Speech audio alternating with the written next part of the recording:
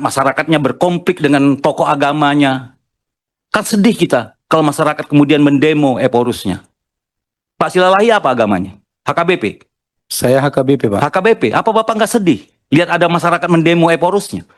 Dalam sejarahnya, apa Bapak nggak capek perusahaan Bapak mulai dari berdiri sampai hari ini terus berkonflik dengan 3 alasan konflik. Pertama soal lingkungan, kedua soal tanah, 3 soal sosial. Di masa Indorayon, konflik satunya lagi adalah isu lingkungan. No viral, no justice. Sepertinya persoalan atau kasus yang terjadi kalau tidak diviralkan tidak ada tanggapan serius. Barulah ketika sudah viral, ini ditanggapi dengan serius. Nah, apa yang harus kita viralkan? Ya memang sudah viral selama ini kejadian musibah banjir bandang dan tanah longsor di seluruh wilayah Tapanuli. Dan kini sudah bermunculan pendapat dan beda pendapat akibat yang diakibatkan dari bencana yang terjadi, sebab akibat bencana yang terjadi dan dampak daripada bencana ini. Saya ini mungkin satu dari semua. Pak Ignatius sudah berapa lama kerja di TPL? Sejak 2017, Pak. Si Silalahi sudah berapa lama kerja di TPL? 30 tahun, Pak. 30 tahun. Siapakah Mafirion itu? Mengapa dia membela bangsa Batak? Mengapa dia prihatin melihat bangsa Batak? Mengapa dia peduli kepada bangsa Batak? Mengapa bangsa Batak sendiri kurang peduli dan tidak peduli? Nah, mari kita simak apa yang dibeberkan oleh Bapak Mafirion ini, anggota DPR RI, tentang musibah dan musabab.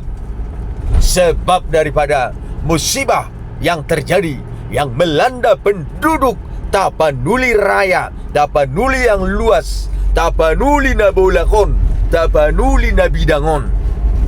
Banyak tokoh-tokoh bangsa Batak tidak terdengar suaranya, malah yang terdengar suaranya lain dari harapan bangsa Batak. Mari dengarkan ulasan daripada yang disampaikan oleh Bapak Mafirion, anggota DPR RI. Perlu ini diviralkan. Viralkan, mari kita viralkan. Karena no viral, no justice. Ayo kita viralkan. Bapak-bapak dari TPL, ada peribahasa lama yang mungkin relevan bagi bapak-bapak di depan. Kata-katanya begini: si bisu berbisik kepada si tuli, katanya si buta melihat si lumpuh berlari. Nanti bapak cari aja di Google gitu, apa maknanya. Saya ini mungkin satu dari semua. Pak Ignatius sudah berapa lama kerja di TPL? Sejak 2017, Pak. Si Silalahi sudah berapa lama kerja di TPL? 30 tahun, Pak. 30 tahun. Itu tahun berapa? Sejak tahun 1996. Saya tahun 92 sudah menulis tentang inti Indorayon Utama sebagai wartawan Kompas. Saya senang tadi Pak Ignatius bilang bahwa saya ini menulis 2 perusahaannya Sukamto Tanoto. Satu namanya Riau Andalan Pulp and Paper. Saya akan ceritakan sama bapak-bapak. TPL ini berdiri tahun 1983. 1 Januari 1980, 83, 86 atau berapa, dia beroperasi. Dalam sejarahnya, apa Bapak nggak capek perusahaan Bapak mulai dari berdiri sampai hari ini terus berkonflik dengan 3 alasan konflik. Pertama soal lingkungan, kedua soal tanah, 3 soal sosial. Di masa Indorayon, konflik satunya lagi adalah isu lingkungan, limbah. Saya dulu berbulan-bulan duduk di tuk-tuk, melihat truk-truk Bapak dari Pulau Samosir menyeberang ke Porsea, membawa pohon pinus. Bapak tahu berapa pohon pinus yang ditebang di Pulau Samosir? Sekitar 3.000 sampai 4.000 hektar. Bapak tahu itu tahun berapa pohon pinus ditanam? Itu pohon pinus Sumatera yang kemudian di abad 20 dibawa oleh Belanda ke Pulau Jawa. Jadi, saya senang Pak Ignatius bilang bahwa kita harus memperhatikan lingkungan, harus memperhatikan masyarakat, harus memperhatikan ekosistem, harus memperhatikan pembeli. Tadi Silalahi bilang, nggak ada isu lingkungan. Bagaimana tidak? Kawasan Danau Toba yang ditebang pohon yang ditanam dari awal abad-abad kolonial datang, yang jumlahnya dengan ribuan hektar itu, apa tidak memberi dampak kepada Danau Toba? Memberi dampak. Awalnya dulu 200 sekian ribu hektar konsesinya. Kemudian turun jadi 185.000 hektar. Kemudian turun menjadi 167.000 hektar. Dan sekarang yang Bapak usahakan sebagai HTI sekitar 58.000 hektar. 40.000 hektar sekian itu adalah hutan produksi itu HPL, hutan produksi terbatas, hutan lindung, kawasan lindung, apa benar? Dari 167.000 hektar itu, sebenarnya yang Bapak bisa usahakan itu 117.000 hektar atau 120.000 hektar. Benar begitu? Benar kan? Benar? Ya. Tapi Bapak tahu, semua kawasan Bapak itu ada 36.000 hektar di hulu sungai. Di hulu kawasan Danau Toba itu adalah daerah serapan air. Jadi nggak ada, jangan dibilang nggak ada persoalan lingkungan, nggak ada persoalan masyarakat, pasti ada persoalan. Tahun 83 ketika Inti Indorayon datang ke Tanah Bata, di situ sudah ada masyarakat hidup secara turun-temurun dan beratus tahun lalu namanya. Dan sepanjang sejarahnya itu berkonflik. Nanti saya bacakan. Tahun 83 berdiri, 1994, 1996 sudah mulai konflik. 86 itu sekitar 4 tahun atau 489 mulai, itu sekitar 5 tahun sudah mulai konflik. 97, 98 itu konflik. 99 diberhentikan oleh Pak Habibie sementara. Tahun 2000 diberhentikan oleh Gus Dur yang waktu itu Menteri Kehutanannya Sonny Krat. Tahun 2023 Bapak kembali, izinnya diberikan oleh Presiden Megawati. Tahun 2005 Bapak mulai konflik lagi. Tahun 2005 konflik, 2009 konflik, 2010 konflik, 2013 konflik, 2020 konflik, 2021 konflik, 2025 konflik. Pertanyaannya, apa Bapak tak capek konflik berkepanjangan? Tadi disebutkan MK memutuskan tidak ada tanah adat, tidak ada macam-macam. Ketua MPR sudah menyebutkan, waktu itu Bambang Susatyo, menyebutkan ada 20.000 hutan tanah adat. Kemudian KPA menyebutkan ada 35.000 tanah adat. Kemudian masyarakat, kelompok masyarakat yang lainnya menyebutkan 20.000. Jadi maksud saya, Bapak sudah tahu akar masalah ini apa. Bapak kan sudah tahu akar masalahnya. Konflik dengan masyarakat. Kita tidak menafikan bahwa perusahaan ini memberi dampak ekonomi kepada sebagian masyarakat. Tapi kan seperti yang disampaikan teman saya, Anwar Sadat tadi, Bapak jangan berkonflik dengan 42 orang, berkonflik dengan 1 orang aja hari ini. Dengan pernyataan Presiden bahwa saya berdiri di belakang masyarakat, apapun itu menjadi masalah Bapak. Kalau Bapak tahu akar masalahnya masyarakat, selesaikan baik-baik. Oh, tadi disampaikan oleh teman saya dari Nanan, Bapak punya lahan 167.000 hektar kok.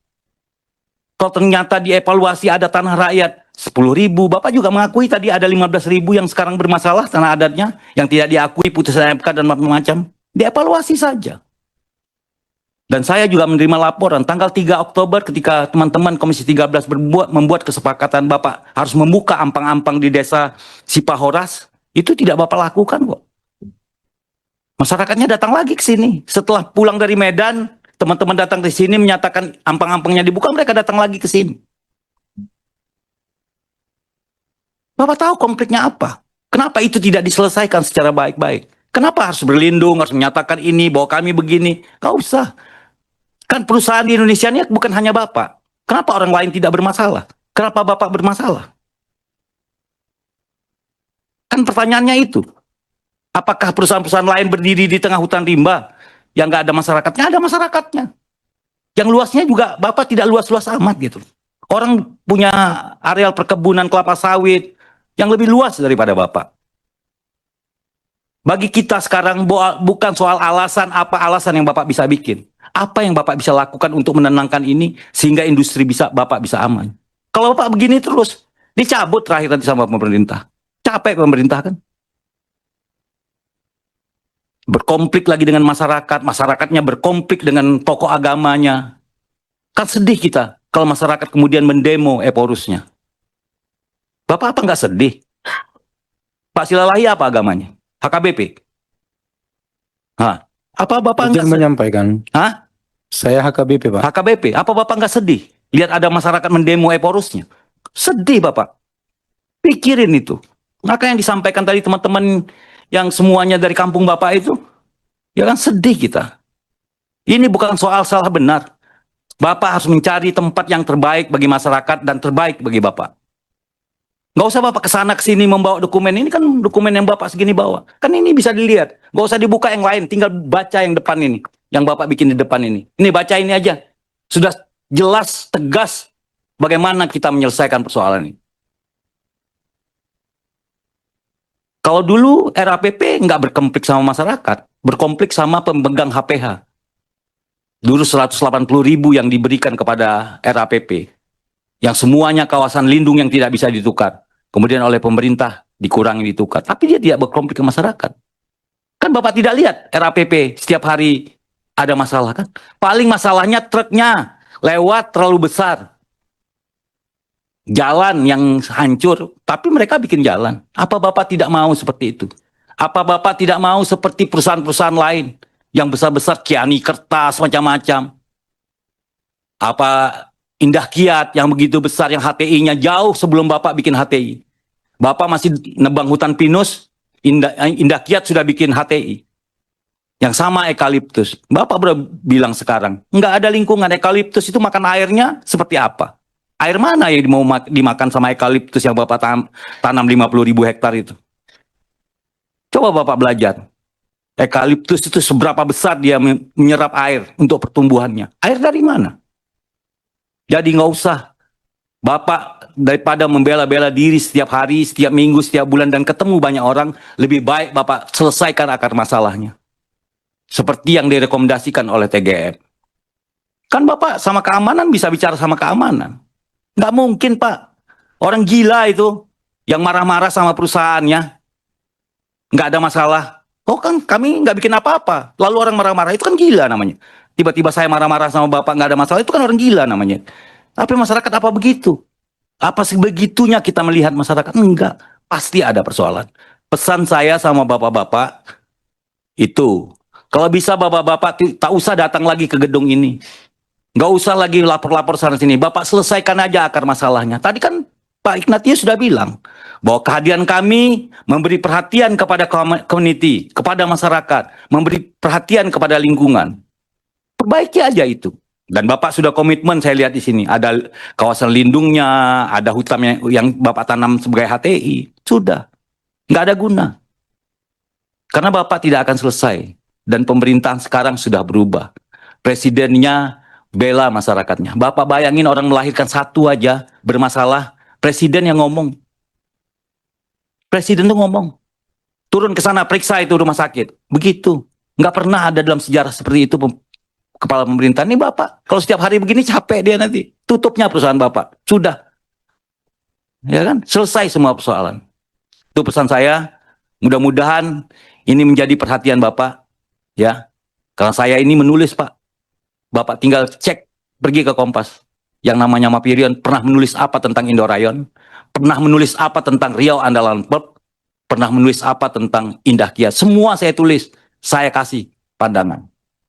Jadi berhenti Bapak bilang, kita tidak merusak lingkungan, kita tidak mengganggu masyarakat, kita tidak ini, itu. Faktanya di lapangan itu semua terjadi. Hari ini kenapa seperti ini? Karena hari ini orang tidak bisa bohong. Orang bisa memberitakan dirinya sendiri. Itu pesan saya, semoga perusahaan Bapak baik, masyarakat baik, semuanya baik dan tidak ribut-ribut. Billahi taufiq wal hidayah. Assalamualaikum warahmatullahi wabarakatuh. Banjir dan longsor, terutama di areal lereng dan hulu sungai. Penurunan jumlah pohon mengurangi penyerapan air tanah yang dapat menyebabkan penurunan sumber daya air bersih dan kekeringan. Penebangan pohon akan mengakibatkan kehilangan keanekaragaman hayati Penebangan menghancurkan atau memecah belah habitat alami, mengancam kelangsungan hidup banyak spesies hewan dan tumbuhan.